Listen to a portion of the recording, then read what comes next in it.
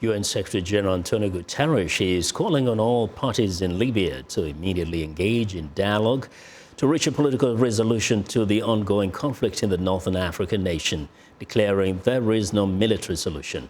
Late Monday, Guterres offered UN help to jumpstart the discussions towards peace. His comments came after forces loyal to military commander Khalifa Haftar acknowledged responsibility for an airstrike that hit the only functioning airport in Tripoli. No injuries were reported from the strike at the Mitiga airport, but the attack forced the airport to close for several hours. We're now trying to destroy very large parts of the enemy forces outside the city of Tripoli so that they become weak inside the city, after which there will be another plan to deal with them. Things are going well. Well, Libya's UN-backed Prime Minister Fayez Jarrah is calling the action by Army General Khalifa Haftar an attempted coup. Meanwhile, in anticipation of violence, the United States has pulled a contingent of troops out of Tripoli. Now, for more on the U.S. military and the situation in Libya, VOA Pentagon Correspondent Carla Babb joins me live from U.S. headquarters outside of Washington, D.C. and Pentagon. Welcome, Carla. You hear me? Now, here's the question. Security in Libya has, of course, been dicey for several months. The question is, why is the U.S. withdrawing this particular set of soldiers at this point? Well, the primary reason is that on April 4th, Khalifa Haftar announced that his self-titled Libyan National Army was going to march on Tripoli. Ever since then, there has been increased uncertainty in Tripoli, and the commander of U.S. forces in Africa, General Thomas Waldhauser, said that it was just unpredictable and unstable, so they pulled out their forces just to be safe. Someone may want to know, what role have the U.S. soldiers been playing in Libya all this time? Well, the U.S.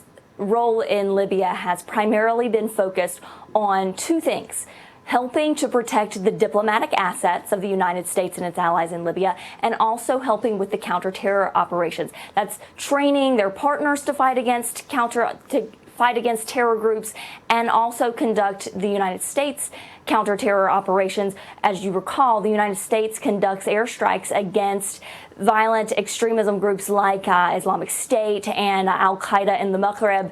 They conducted 6 last year. The last one hasn't been since November of last year, when several militants were killed. But that's primarily what the United States is doing. They are staying out of the civil war. They are remaining neutral, one official told me here at the Pentagon, but they are urging that this is not a military fight. This needs to be a diplomatic solution to the civil unrest. So the question that naturally lends itself to being asked is, what would happen to the rest of the soldiers that are left there if things escalate and get worse? Well, it is my understanding, Vincent, based on speaking to officials here at the Pentagon, that all of the United States forces have actually been pulled out of Libya at this moment. But if you notice how they worded how they pulled out, they said this is a temporary relocation. So the expectation is that these forces have been removed somewhere relatively close and can be pulled back at any moment. Well, and from what you're hearing in terms of the future engagement of the U.S. in Libya, will the mission remain the same, or could things change depending on what's happening on the ground? Well, the United States actually just issued a statement moments ago, and they said that the role of U.S. forces in Libya will be continuing to degrade ISIS and Al-Qaeda in the Maghreb and other violent extremism groups, preventing them from developing the ability to further destabilize Libya. Basically, they do not want what happened years ago with ISIS taking over many parts of the nation to happen again. Carla, thank you very much, as always. That's VOA's Carla Babb reporting live from the Pentagon.